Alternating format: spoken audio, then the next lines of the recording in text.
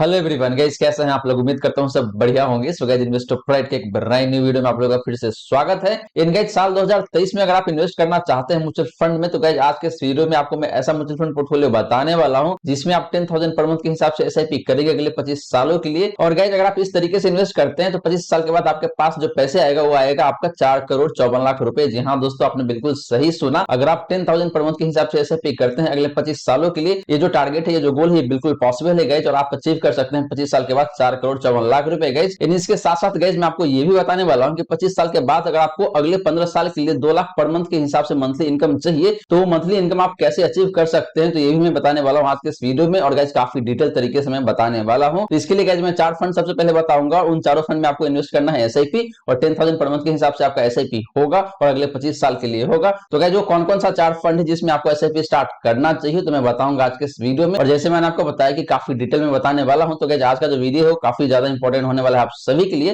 तो बने रहिएगा थ्रू द वीडियो गाइस। वहीं गाइस अगर आप साल 2023 में स्मॉल कैप फंड में इन्वेस्ट करना चाहते हैं तो गाइस इसमें मैंने एक डिटेल वीडियो बनाया हुआ है और वहां पे मैंने 4 स्मॉल कैप कैटेगरी के फंड के बारे में डिटेल में बताया हुआ है आपको। तो उस वीडियो का लिंक आपको डिस्क्रिप्शन में दे दूंगा या फिर मिल जाएगा एंड स्क्रीन पे, तो जाके देख लीजिएगा, काफी ज्यादा यूजफुल हो सकता है आप सभी के लिए। तो चलिए गाइस स्टार्ट करते हैं आज का video. But guys video start करने से पहले फटाफट कर दीजिए इस वीडियो को लाइक, एंड चैनल अभी तक आपने सब्सक्राइब नहीं किया हुआ है देन प्लीज सब्सक्राइब कीजिए चैनल को, एंड साथ के साथ नोटिफिकेशन बेल ऑन करके ऑल पे क्लिक कर लीजिएगा, ताकि जब भी इस चैनल पे वीडियो लेके आऊंगा सारे वीडियो का नोटिफिकेशन आपको मिलता रहेगा। और गाइस बता दूं कि जो 4 फंड मैं कवर करने वाला हूं वो डिफरेंट कैटेगरी से बिलोंग करेगा। तो चलिए सबसे पहले बात कर लेते हैं गाइस आपका इंडेक्स फंड कैटेगरी से, और देखते हैं कि इंडेक्स फंड कैटेगरी से कौन सा फंड है जो कि आपके लिए बेहतरीन हो सकता है अगले 25 सालों के लिए गाइस। तो गाइस सबसे पहले बात करें यहाँ पे लार्ज कैप इंडेक्स फंड का, तो यहाँ पे 2 फंड मैं कवर करने वाला हूँ लार्ज कैप इंडेक्स कैटेगरी से। और गाइस पहला फंड है आपका यहाँ पे HDFC index fund Sensex plan. Second fund है गाइस आपका UTI Nifty 50 index fund. And guys in दोनों फंड को मैं कंपेयर करने वाला हूँ इसकी कैटेगरी एवरेज से। तो सबसे पहले बात करेंगे लास्ट 1 ईयर का परफॉर्मेंस का, तो इस केस में देखें तो एचडीएफसी इंडेक्स फंड का जो परफॉर्मेंस रहता है पिछले 1 साल में वो निकल के आता है यहाँ पे 6.48% का। बात करेंगे यूटीआई निफ्टी 50 इंडेक्स फंड का, तो इस फंड का जो परफॉर्मेंस है लास्ट 1 ईयर का वो निकल के आता है यहाँ पे 4.72% का। लास्टली गाइस बात करें कैटेगरी एवरेज का, तो इसका जो परफॉर्मेंस निकल के आता है पिछले 1 साल का वो निकल के आता है यहाँ पे 1.97% का। तो गाइस लास्ट 1 ईयर में देखें तो दोनों ही फंड का परफॉर्मेंस काफी बेहतर है अपने कैटेगरी एवरेज के कंपैरिजन में। स्पेशली अगर आप बात करते हैं HDFC index fund Sensex plan का, तो इस फंड का जो परफॉर्मेंस है पिछले 1 साल में वो सबसे बेहतरीन निकल के आ रहा है यहाँ पे गाइस 6.48% का। बात करें गाइस लास्ट 3 ईयर का, तो लास्ट 3 ईयर के केस में देखें तो एचडीएफसी इंडेक्स फंड का जो परफॉर्मेंस निकल के आता है वो आपका 15.07% का। बात करें guys UTI Nifty 50 index fund का, तो इस फंड का जो परफॉर्मेंस निकल के आता है पिछले 3 सालों का वो निकल के आता है यहाँ पे 15.19% का। एंड लास्टली बात करें गाइस कैटेगरी एवरेज का, तो इसका जो परफॉर्मेंस रहता है लास्ट 3 ईयर में वो निकल के आता है यहाँ पे 14.87% का।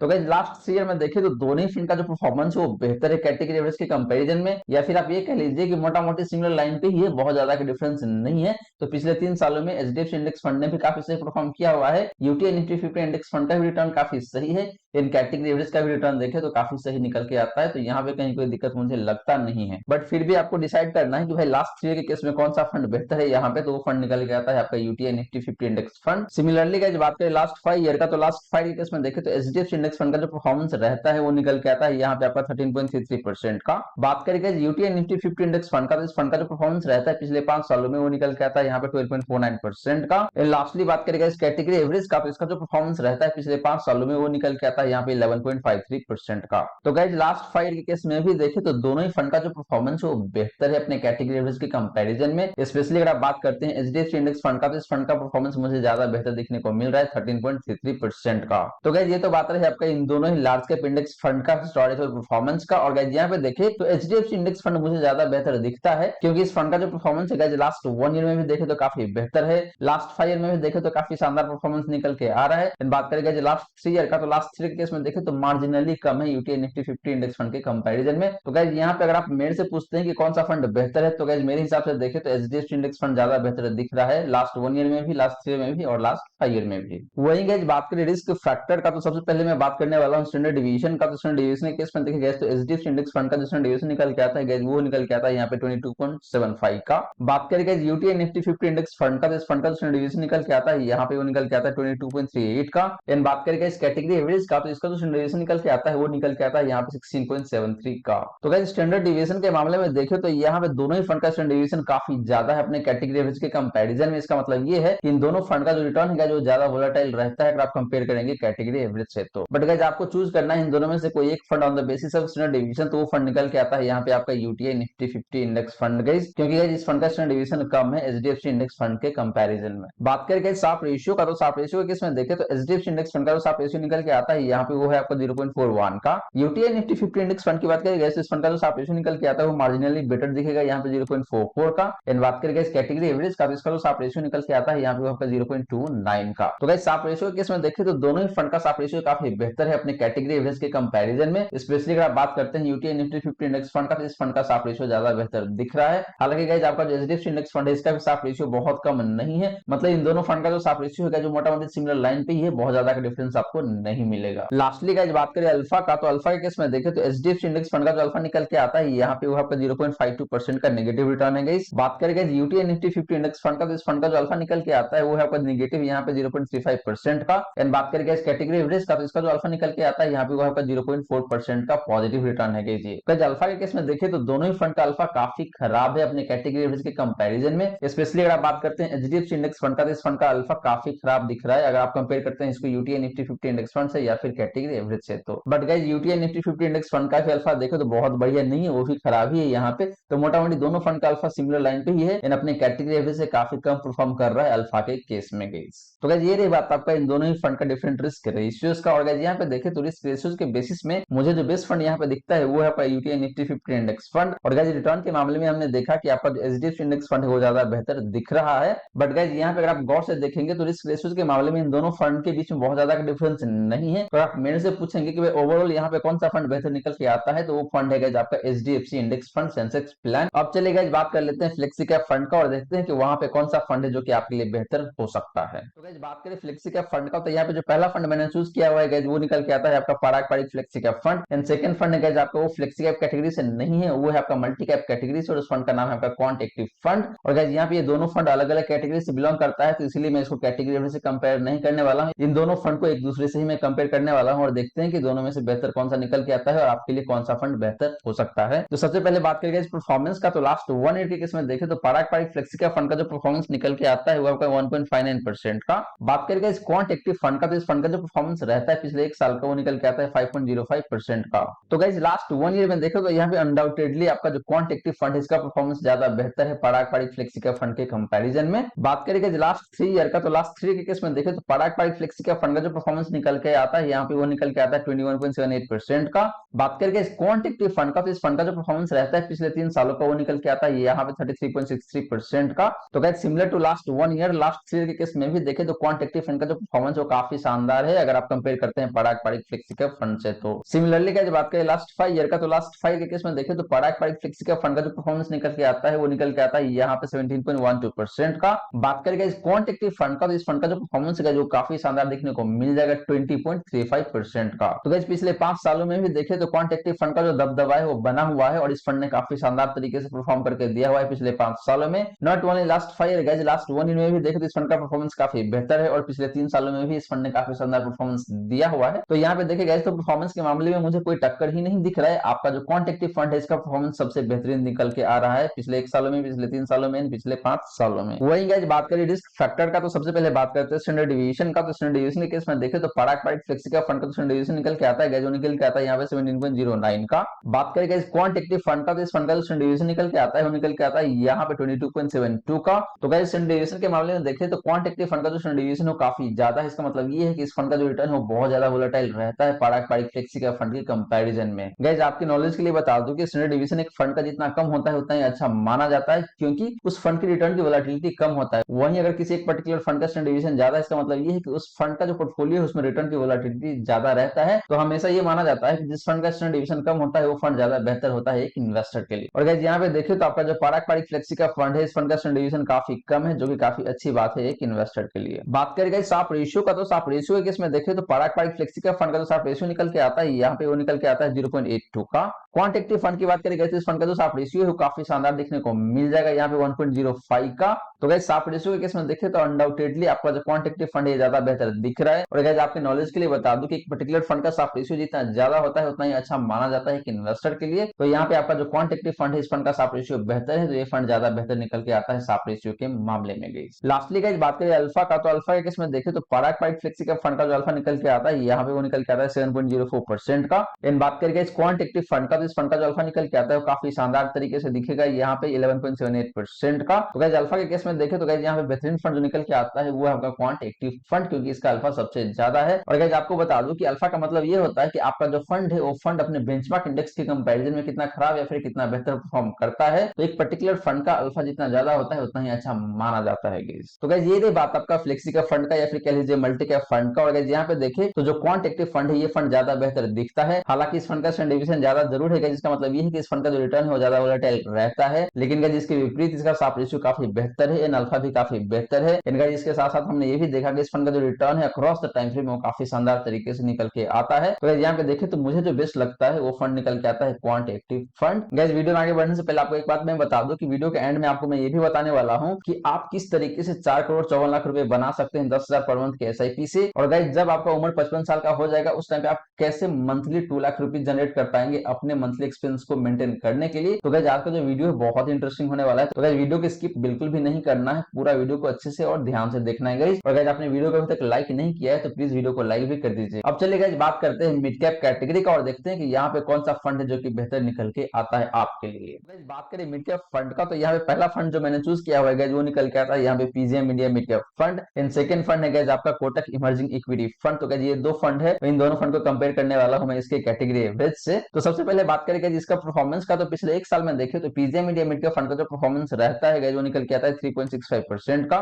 बात करें guys Kotak emerging equity fund का, तो गाइस इस फंड का जो परफॉर्मेंस है लास्ट 1 ईयर का वो काफी शानदार तरीके से दिखेगा यहाँ पे 10.66% का। एंड बात करें गाइस कैटेगरी एवरेज का, तो इसका जो परफॉर्मेंस रहता है पिछले एक साल का वो निकल के आता है यहाँ पे 8.34% का। तो गाइस लास्ट 1 ईयर में देखे तो PGM India mid cap fund अपने category average as well as Kotak emerging equity fund दोनों को ही अंडर परफॉर्म किया हुआ है। वहीं गाइस बात करें कोटक इमर्जिंग इक्विटी फंड का, तो इस फंड का जो परफॉर्मेंस है लास्ट 1 ईयर में जो काफी शानदार तरीके से निकल के आता है, मोटा मोटी देखे तो 10.5% का रिटर्न है यहाँ पे। सिमिलरली गाइस बात करें लास्ट 3 ईयर का, तो लास्ट 3 ईयर के इसमें देखे तो PGM India mid cap fund का जो परफॉर्मेंस है जो काफी शानदार दिख जाएगा यहाँ पे आपको 31.64% का। कोटक इमर्जिंग इक्विटी फंड की बात करें गाइस इस फंड का भी रिटर्न काफी शानदार है पिछले 3 सालों में और वो निकल के आता है यहाँ पे 22.62% का। एंड लास्टली बात करें इस कैटेगरी एवरेज का, तो इसका जो परफॉर्मेंस रहता है पिछले 3 सालों में वो निकल के आता है यहाँ पे 21.22% का। तो गाइस पिछले 3 सालों में देखें तो अनडाउटेडली आपका जो PGM India mid cap fund है इसका परफॉर्मेंस ज्यादा बेहतर निकल के आता है। वहीं गाइस बात करें कोटक इमर्जिंग इक्विटी फंड का, तो इस फंड का भी रिटर्न गाइस काफी सही है, खराब रिटर्न बिल्कुल भी नहीं है, 22.62% का। वहीं गाइस बात करें लास्ट 5 ईयर का, तो लास्ट 5 ईयर के केस में देखें तो PGM India mid cap fund का जो परफॉर्मेंस रहता है पिछले 5 सालों का वो निकल के आता है यहाँ पे 18.98% का, ऑलमोस्ट 19% का। कोटक इमर्जिंग इक्विटी फंड की बात करें गाइस इस फंड का जो परफॉर्मेंस रहता है पिछले 5 सालों का वो निकल के आता है यहाँ पे 15.43% का। एंड लास्टली बात करें इस कैटेगरी एवरेज का, तो इसका जो परफॉर्मेंस निकल के आता है पिछले 5 सालों का वो निकल के आता है यहाँ पे 13.24% का। तो guys similar to last 3 year last 5 के केस में भी देखें तो PGM India mid cap fund का जो परफॉर्मेंस है काफी बेहतर है both in comparison with Kotak emerging equity fund and category average guys. Similarly guys बात करते हैं कोटक इमर्जिंग इक्विटी फंड का, तो इस फंड का रिटर्न काफी बेहतर है 15.43% का, जो कि अपने कैटेगरी एवरेज के कंपैरिजन में काफी सही दिख रहा है। हालांकि इस फंड ने PGM India mid cap fund को जरूर अंडर परफॉर्म किया हुआ है पिछले 5 सालों में। तो गाइस ये रही बात आपका इन दोनों ही फंड का हिस्टोरिकल परफॉर्मेंस का। और गाइस यहाँ पे देखें तो अक्रॉस द टाइम फ्रेम आपका जो PGM India mid cap fund है इसने बेहतर परफॉर्म किया हुआ है। हालांकि लास्ट 1 ईयर में इस फंड ने अंडर परफॉर्म किया हुआ है अपने category average as well as Kotak emerging equity fund को गाइस। वहीं गाइस बात करें रिस्क फैक्टर का, तो सबसे पहले बात करते हैं स्टैंडर्ड डिवीजन का। तो यहाँ में देखें तो PGM India mid cap fund का जो स्टैंडर्ड डिवीजन निकल के आता है जो निकल के आता है यहाँ पे 21.2 का। बात करें guys Kotak emerging equity fund का, इस फंड का जो स्टैंडर्ड डिवीजन निकल के आता है यहाँ पे वो निकल के आता है 19.03 का। एंड लास्टली बात करें इस कैटेगरी एवरेज का, तो इसका जो स्टैंडर्ड डिवीजन निकल के आता है वो निकल के आता है 19.35 का। तो गाइस स्टैंडर्ड डिवीजन के मामले में देखें तो अनडाउटेडली आपका जो कोटक इमर्जिंग इक्विटी फंड है इसका स्टैंडर्ड डिवीजन काफी बेहतर दिख रहा है। तो गाइस स्टैंडर्ड डिवीजन के मामले में देखें तो अनडाउटेडली आपका जो कोटक इमर्जिंग इक्विटी फंड है इस फंड का स्टैंडर्ड डिवीजन काफी बेहतर दिख रहा है क्योंकि इसका स्टैंडर्ड डिवीजन सबसे कम है यहाँ पे। सिमिलरली गाइस बात करें PGM India mid cap fund का, तो इस फंड का स्टैंडर्ड डिवीजन काफी ज्यादा है both in comparison with Kotak emerging equity fund and category average guys. इसका मतलब ये निकल के आता है गाइस कि इस फंड का जो रिटर्न रहता है वो ज्यादा वोलेटाइल रहता है अगर आप इसको कंपेयर करते हैं कोटक इमर्जिंग इक्विटी फंड से या फिर कैटेगरी एवरेज से। तो बात करें गाइस साफ रेशियो का, तो साफ रेशियो के केस में देखें तो PGM India mid cap fund का जो साफ रेशियो निकल के आता है वो काफी बेहतर दिखेगा यहाँ पे 1.03 का। कोटक इमर्जिंग इक्विटी फंड की बात करें गाइस इस फंड का साफ रेशियो उतना बेहतर नहीं दिखेगा और वो निकल के आता है 0.71 का। लास्टली बात करेंगे इस कैटेगरी एवरेज का, तो इसका जो साफ रेशियो निकल के आता है यहाँ पे वो निकल के आता है 0.66 का। तो गाइस साफ रेशियो के मामले में देखें तो अनडाउटेडली आपका जो PGM India mid cap fund है काफी बेहतर दिख रहा है, क्योंकि इस फंड का साफ रेशियो काफी बेहतर है। जैसे मैंने आपको ऑलरेडी बताया आज के इस वीडियो में कि जिस फंड का साफ रेशियो जितना ज्यादा होता है उतना ही अच्छा माना जाता है गाइस। लास्टली गाइस बात करें अल्फा का, तो अल्फा के केस में देखिए तो PGM India mid cap fund का जो अल्फा निकल के आता है गाइस वो निकल के आता है यहाँ पे 7.38% का। बात करें guys Kotak emerging equity fund का, तो इस फंड का जो अल्फा निकल के आता है वो निकल के आता है यहाँ पे 0.51% का, जो कि गाइस काफी कम दिखता है। वही गाइस बात करें कैटेगरी एवरेज का, तो इसका जो अल्फा निकल के आता है वो निकल के आता है यहाँ पे 1.18% का। तो गाइस अल्फा के केस में देखिए तो अगेन आपका जो PGM India mid cap fund है इसका अल्फा काफी शानदार दिख रहा है यहाँ पे। वही बात करें guys Kotak emerging equity fund का, तो इस फंड का जो अल्फा है जो काफी खराब दिख रहा है अपने कैटेगरी एवरेज के कंपैरिजन में भी, PGM India mid cap fund के कंपैरिजन में भी गाइस। तो गाइस ये रही बात आपका मिड कैप फंड्स का। और गाइस यहाँ पे देखे तो परफॉर्मेंस के मामले में आपका जो PGM India mid cap fund है इसका परफॉर्मेंस काफी शानदार है। हालांकि लास्ट 1 ईयर में इस फंड ने उतना अच्छा परफॉर्म नहीं किया हुआ है। वही गाइस बात करें रिस्क रेशियोज का, तो रिस्क रेशियोज के मामले में देखे तो अगेन आपका जो PGM India mid cap fund है इसका परफॉर्मेंस मुझे काफी बेहतर दिखता है। हालांकि इस फंड का स्टैंडर्ड डेविएशन थोड़ा सा हायर साइड में जरूर है, जिसका मतलब ये है कि इस फंड का जो रिटर्न हो ज्यादा वोलेटाइल रहता है अपने कैटेगरी के कंपैरिजन में। हालांकि guys PGM India mid cap fund का स्टैंडर्ड डेविएशन काफी ज्यादा है, इसका मतलब ये है कि इस फंड का जो रिटर्न हो ज्यादा वोलेटाइल रहता है both in comparison with category average and Kotak emerging equity fund guys. अब चलिए गाइस बात कर लेते हैं स्मॉल कैप कैटेगरी का और देखते हैं कि वहां पे कौन सा फंड है जो कि आपके लिए बेहतरीन निकल के आता है। तो गाइस बात करें स्मॉल कैप फंड का, तो सबसे पहला फंड जो मैंने चूज किया हुआ है यहाँ पे वो निकल के आता है आपका Canara Robeco small cap fund. And second fund है गाइस आपका क्वांट स्मॉल कैप फंड। तो गाइस इन दोनों फंड को मैं कंपेयर करने वाला हूं और कंपैरिजन के लिए गाइस हम लोग यहाँ पे ले रखा है कैटेगरी एवरेज को। तो पहले बात करेंगे परफॉर्मेंस का, तो परफॉर्मेंस के केस में देखें तो लास्ट 1 ईयर के केस में आपका जो Canara Robeco small cap fund है इसका जो परफॉर्मेंस निकल के आता है वो निकल के आता है 6.53% का। बात करेंगे इस क्वांट स्मॉल कैप फंड का, तो इस फंड का जो परफॉर्मेंस निकल के आता है पिछले एक साल का वो निकल के आता है यहाँ पे 9.83% का।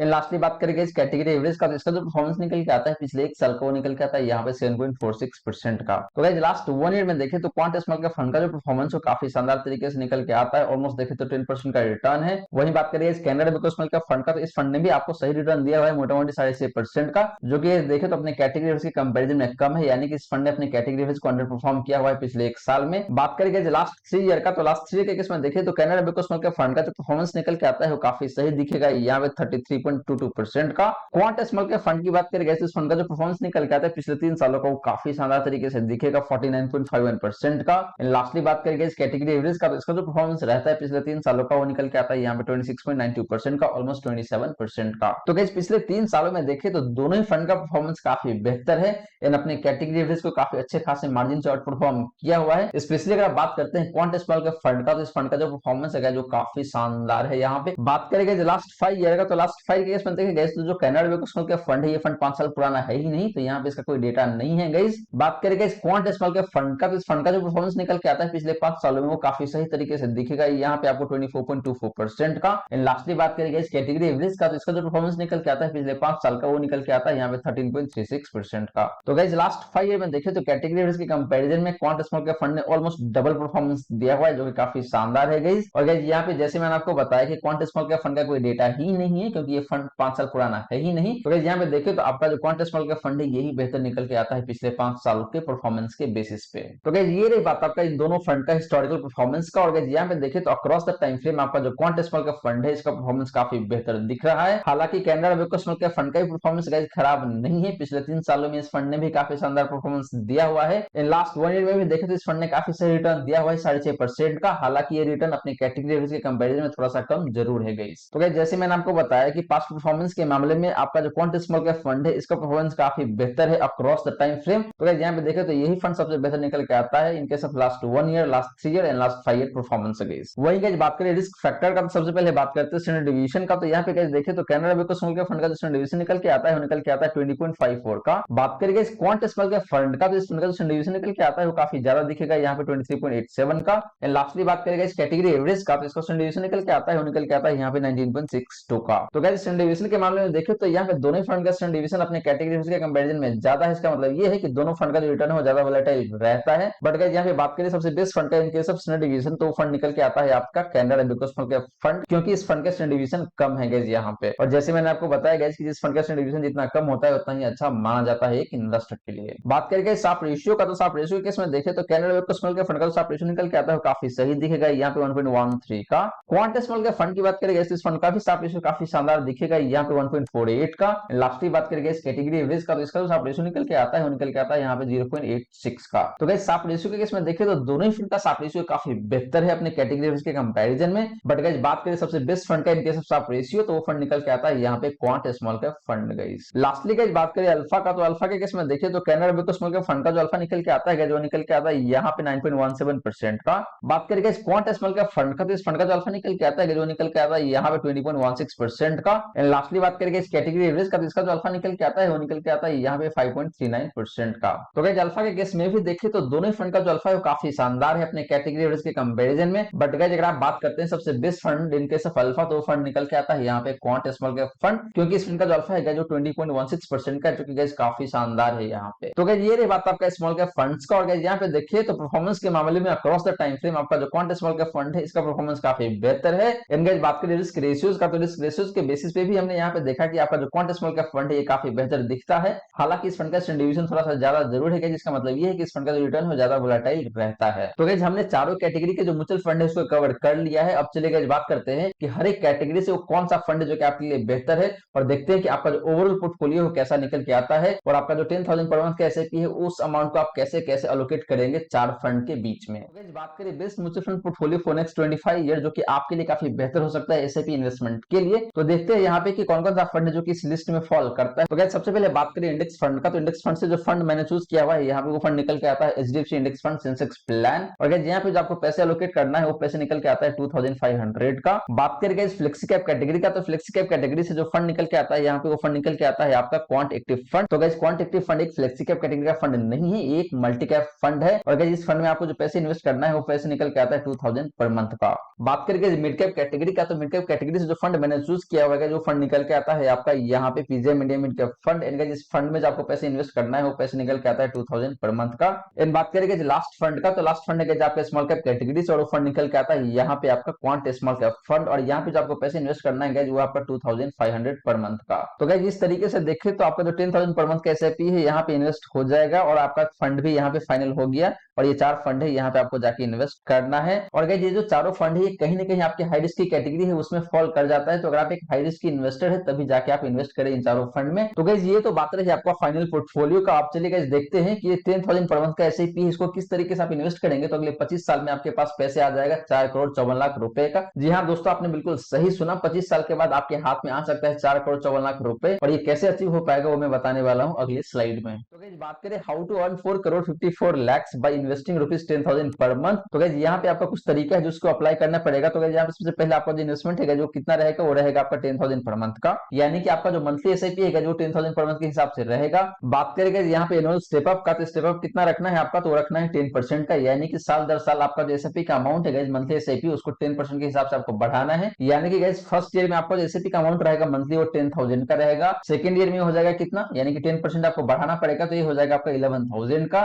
थर्ड ईयर में आपका हो जाएगा 10% से बढ़ के हो जाएगा 12,100 का। तो गाइस इस तरीके से देखो तो आपका जो एसआईपी का अमाउंट है हर एक साल 10% के हिसाब से बढ़ता जाएगा। बात करेंगे थर्ड पॉइंट का, तो थर्ड पॉइंट निकल के आता है यहाँ पे आपका एक्सपेक्टेड रिटर्न का। तो गाइस कितना रिटर्न है जो कि आप एक्सपेक्ट कर रहे हैं अगले 25 सालों में, तो वो निकल के आता है यहाँ पे आपका 15% का। इसका मतलब ये है गाइस, इसका मतलब ये निकल के आता है गाइस कि अगले 25 सालों के लिए हम लोग एक्सपेक्ट कर रहे हैं कि 15% के हिसाब से आपको एनुअली रिटर्न मिलता रहेगा। और 25 साल के बाद आपके पास कितना कॉर्पस बन के आ सकता है गाइस, तो कॉर्पस बन के आ सकता है यहाँ पे 4,54,00,000 का। जी हाँ दोस्तों, आपने बिल्कुल सही सुना, आपके हाथ में आ सकता है 4,54,00,000 रुपए 25 साल के बाद, अगर आप मंथली इन्वेस्ट करते हैं 10,000 के हिसाब से, और हर एक साल आप 10% के हिसाब से अपना एसआईपी अमाउंट को बढ़ाते चलेंगे। और हम लोग ये उम्मीद करके चल रहे हैं कि अगले 25 साल तक आपको जो एनुअल रिटर्न हो कितना मिलेगा, वो मिलेगा 15% के हिसाब से। इस तरीके से देखें तो आपको 25 साल के बाद 4,54,00,000 रुपए का जो रिटर्न है या फिर कॉर्पस है वो बन के आ जाएगा आपके हाथों में। तो गाइस ये तो बात रही कि 10,000 पर मंथ के एसआईपी से आप कैसे बना सकते हैं 4,54,00,000 रुपए अगले 25 सालों में। अब चलिए गाइस बात करते हैं कि जब 25 साल खत्म हो जाएगा तो आपका एज कितना होगा। तो मैं ये अज्यूम करके चल रहा हूँ कि आपका फिलहाल का जो एज है जो 30 साल का है, यानी कि 30 ईयर का एज है आपका। तो 25 साल के बाद आपका एज हो जाएगा कितने साल का, 55 साल का। तो गाइस 55 साल के एज में आपके हाथ में कितना पैसे आ जाएगा, तो पैसे होगा आपका 4,54,00,000 रुपए का। अब चलिए गाइस बात करते हैं कि 55 साल के बाद अगर आपको मंथली 2 लाख रुपए का इनकम चाहिए तो कैसे आप जनरेट कर सकते हैं अगले 15 सालों के लिए। यानी कि आपको 2 लाख पर मंथ के हिसाब से इनकम चाहिए, वो कब तक चाहिए, तो आपका एज जब तक 70 साल का हो जाएगा तब तक आपको चाहिए 2 लाख पर मंथ के हिसाब से इनकम। तो देखते हैं कि ये इनकम कैसे आप अचीव कर पाते हैं। तो जैसे मैंने आपको बताया कि आपका जो उम्र है वो 55 साल का हो चुका है और आपको 2 लाख पर मंथ के हिसाब से इनकम चाहिए अगले 15 सालों के लिए। तो देखते हैं आपका ये गोल कैसे अचीव हो पाएगा गाइस। तो गाइस यहाँ पे देखें तो एक इन्वेस्टमेंट ऑप्शन निकल के आता है और उसका नाम है आपका सिस्टमैटिक विड्रॉल प्लान। और गाइस यहाँ पे देखें तो आपके पास कितना पैसे आ गया 55 साल की उम्र में, तो आपके पास आ गया था 4 करोड़ 54 लाख रुपए। तो उसमें से मैं ये जूम करके चल रहा हूँ कि आप 2.5 करोड़ रुपए अपने पास रखेंगे और आपके पास जो बच जाएगा 2 करोड़, गाइस उस 2 करोड़ को आपको इन्वेस्ट करना है अगले 15 सालों के लिए। और गाइस ये जो इन्वेस्टमेंट होगा गाइस, ये इन्वेस्टमेंट लमसम के हिसाब से होगा। और गाइस यहाँ पे हम लोग रिटर्न का जो एक्सपेक्टेशन लेके बैठे हैं वो है आपका 12% का। और गाइस ये जो एक्सपेक्टेड रिटर्न है 12% का, तो इसके हिसाब से देखिए तो आपका एनुअल रिटर्न कितना बन जाएगा अमाउंट के टर्म में, तो वो बन के आता है यहाँ पे 24 lakhs का। यानी कि आप 2 करोड़ पे अप्लाई करेंगे 12% का, तो इस हिसाब से देखिए तो आपका एनुअल इनकम बन के आता है वो बन के आता है 24 lakhs का। और 24 lakhs का जो एनुअल इनकम है जिसको अगर आप 12 से डिवाइड कर देते हैं तो आपका मंथली इनकम बन के आ जाता है यहाँ पे 2 lakhs पर मंथ का। तो गाइस इस हिसाब से देखिए तो आप बिल्कुल अचीव कर सकते हैं 2 लाख पर मंथ के हिसाब से मंथली इनकम। बट गाइस यहाँ पे कंडीशन एक ही है कि आपको इन्वेस्टमेंट इस तरीके से करना है, आपको 2 करोड़ रुपए का लमसम इन्वेस्टमेंट करना पड़ेगा 55 साल के उम्र में। और वहां से देखें तो अगले 15 सालों के लिए अगर आपको 12% के हिसाब से भी रिटर्न मिलता है गाइस, तो आप बिल्कुल अचीव कर सकते हैं 2 लाख पर मंथ के हिसाब से मंथली इनकम गाइस। तो गाइस ये रही सारी बातें जो हमने किया आज के इस वीडियो में। और गाइस यहाँ पे मैंने आपको बताया 4 फंड। पहला फंड था आपका इंडेक्स फंड कैटेगरी से और उस फंड का नाम है आपका एचडीएफसी इंडेक्स फंड। दूसरा फंड था गाइस आपका मल्टी कैप कैटेगरी से और उस फंड का नाम है क्वांट एक्टिव फंड। तीसरा फंड था गाइस आपका मिड कैप कैटेगरी से और उस फंड का नाम है PGIM India mid cap fund. Last fund था गाइस आपका स्मॉल कैप कैटेगरी से और उस फंड का नाम है Quant small cap fund guys. तो गाइस ये 4 फंड है और इस फंड में आपको 10,000 पर मंथ के हिसाब से एसआईपी करना है और कौन से फंड में कितना कितना पैसे आपको एलोकेट करना है वो भी मैंने बताया आज के इस वीडियो में। इसके साथ साथ गाइस मैंने आपको ये भी बताया कि 10,000 पर मंथ के हिसाब से आप एसआईपी करेंगे अगले 25 सालों के लिए, तो किस तरीके से आप अचीव कर सकते हैं 4 करोड़ 54 लाख रुपए। गाइस इसके अलावा मैंने आपको यही बताया कि अगर आपको 25 साल के बाद पर मंथ 2 लाख रुपए चाहिए इनकम के रूप में, तो आप कैसे वो 2 लाख पर मंथ का इनकम है उसको अचीव कर सकते हैं और अपना जो रिटायरमेंट लाइफ है उसको काफी आसान बना सकते हैं। तो गाइस आशा करता हूं जितनी भी बातें मैंने बताने की कोशिश किया है सारी बातें आपको समझ में आ गया होगा। मन में अगर कोई डाउट है, क्वेश्चन है, तो फटाफट कमेंट सेक्शन में पूछ लीजिए, आपके क्वेश्चन का रिप्लाई मैं कर दूंगा। वही गाइस वीडियो अच्छी लगी हो तो वीडियो को लाइक जरूर करें एंड वीडियो को शेयर कर दे अपने फ्रेंड फैमिली सर्कल में ताकि बाकी लोगों को भी इस वीडियो का फायदा हो सके। एंड गाइस आपने चैनल को अभी तक सब्सक्राइब नहीं किया हुआ है देन प्लीज सब्सक्राइब कीजिए चैनल को, साथ के साथ नोटिफिकेशन बेल ऑन करके ऑल पे क्लिक कर लीजिएगा ताकि जब भी इस चैनल पे वीडियो लेके आऊंगा सारे वीडियो का नोटिफिकेशन आपको मिलता रहेगा। So guys thank you so much for watching this video. मिलते हैं अगले वीडियो में। जय हिंद जय भारत।